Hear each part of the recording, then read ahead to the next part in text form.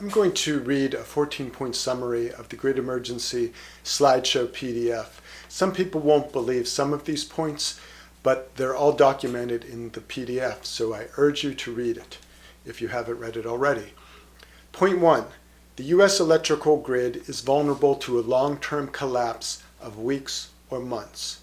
Point 2. If that happens, a majority of Americans will be struggling to survive in about 1 week.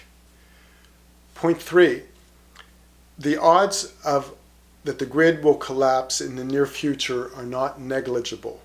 If you consider the odds of a solar flare large enough to collapse the grid and ignore the added odds of an EMP from a high-altitude nuclear weapon, or ignore physical attacks to critical transformers, the odds of the solar flare alone are well within the range that people get insurance for. In other words, the chances are not low, like 1 in a million. The chances are around the odds of that a person might have a car accident or a house fire or a major health event. In other words, the range that people get insurance for. 4. If the grid collapses in the near future, Homeland Security and FEMA will almost definitely not be able to rescue the majority of Americans from great hardship, suffering, and/or death. Congress has not even asked Homeland Security to write a plan yet. 5. Just preparing yourself and your family isn't enough. If only a minority of people are prepared, some people in the majority will beg, demand, take at gunpoint, or in some cases kill to get what the minority has. 6.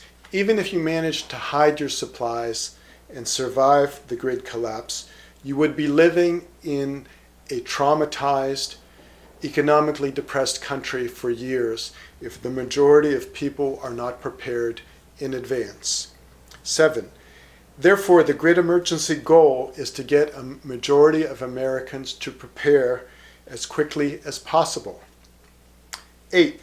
One of our most important insights is that if you think of preparation and informing others as grid insurance, then grid insurance is cheaper than all other major kinds of insurance. And it's a one-time expense rather than a recurring premium, and there is no fallback, no adequate safety net if you do not have the preparation, the insurance in advance.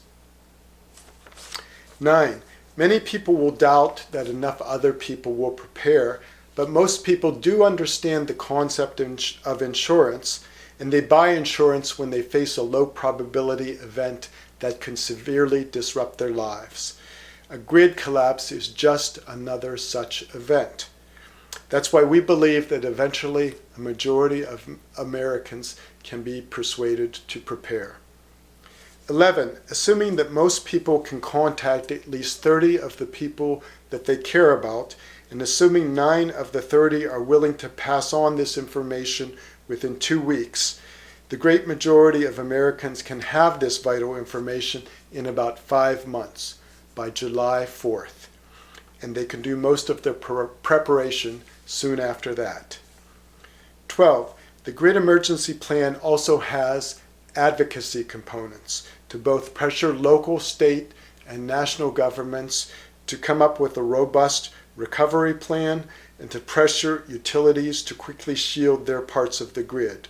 But these efforts are expected to take much longer than the 5 months envisioned for national preparation.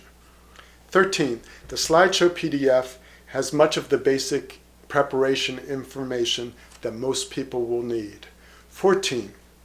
Grid Emergency recognizes that most people will experience strong emotions while thinking about the grid problem. So we try to prepare people so that they will quickly move from anxiety and despair to acceptance, gratitude for a low-cost solution, and peace of mind. You can download the slideshow PDF for free from the link below. Thanks for watching.